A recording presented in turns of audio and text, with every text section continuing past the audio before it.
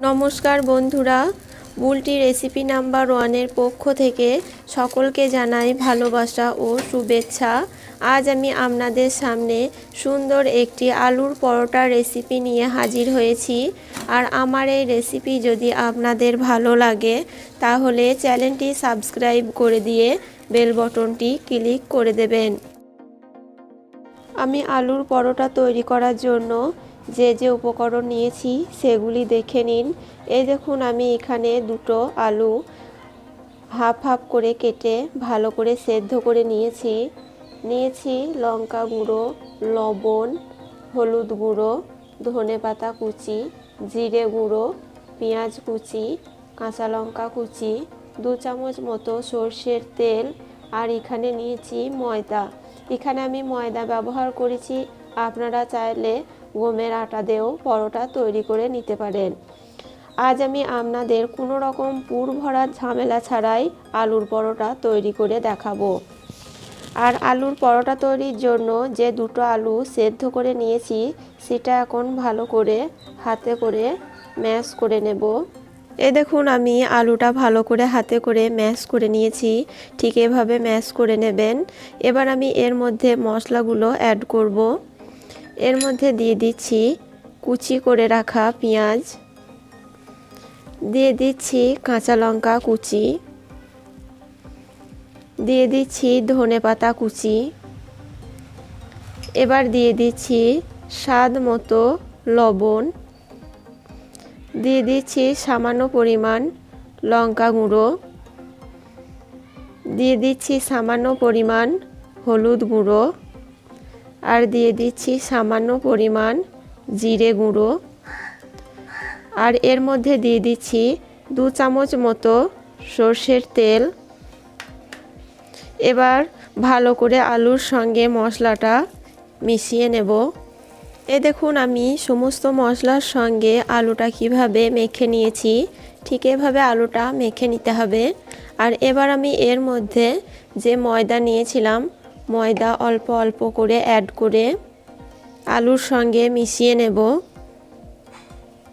এভাবে প্রথমে মিশিয়ে নেবেন। আর এবার আমি অল্প অল্প করে নর্মাল জল অ্যাড করছি এর মধ্যে। এখানে কিন্তু আমি কোনো রকম গরম জল ব্যবহার করিনি, ঠান্ডা নর্মাল জল এভাবে অ্যাড করে মিডিয়ামভাবে একটা ডো তৈরি করে নেব। এই দেখুন, আমি ময়দা দিয়ে আলুর সঙ্গে কিভাবে জল অ্যাড করে মিশিয়ে নিয়েছি, ঠিক এভাবে, ঠিক না তরল না শক্ত, মিডিয়ামভাবে ডোটি তৈরি করে নিতে হবে। দেখুন, দেখি হয়তো আপনারা বুঝতে পারছেন আমি কিভাবে তৈরি করেছি। ঠিক এভাবে পরোটা বানাবার জন্য তৈরি করে নিতে হবে।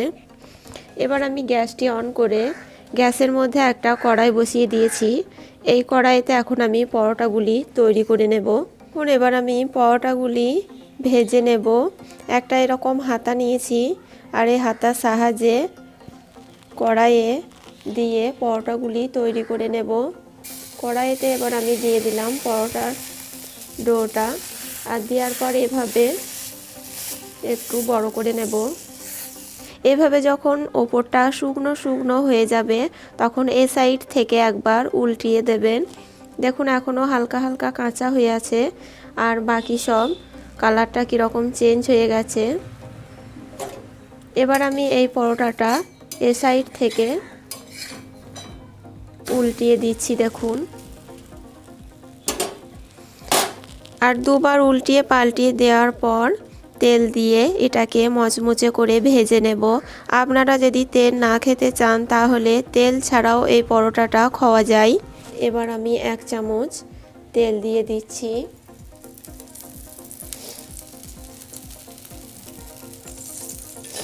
আর 1 চামচ তেল দেওয়ার পর এ সাইড থেকে দিয়ে দিচ্ছি। এভাবে একটু চাপ দিয়ে পরোটাটা সেঁকে নেবেন। দেখবেন খুবই মচমচে হবে এবং সকলেই খুব পছন্দ করবে। এখন এভাবে আমি সমস্ত পরোটাগুলি ভেজে নেব। এই দেখুন বন্ধুরা, আমি কীরকম সুন্দর করে সমস্ত পুর না ভরেই আলুর পরোটা কত সহজে তৈরি করে নিলাম। এভাবে আপনারা আমার মতো করে আলুর পরোটা তৈরি করে নেবেন আর কেমন হয়েছে আমাকে কমেন্ট করে জানাবেন। আর আমার এই রেসিপি যদি আপনাদের ভালো লাগে তাহলে আমার চ্যানেলে আরও নিত্য নতুন ভিডিও দেখার জন্য চ্যানেলটি সাবস্ক্রাইব করে দিয়ে বেল বাটনটি ক্লিক করে দেবেন। সুস্থ থাকবেন, ভালো থাকবেন, ধন্যবাদ।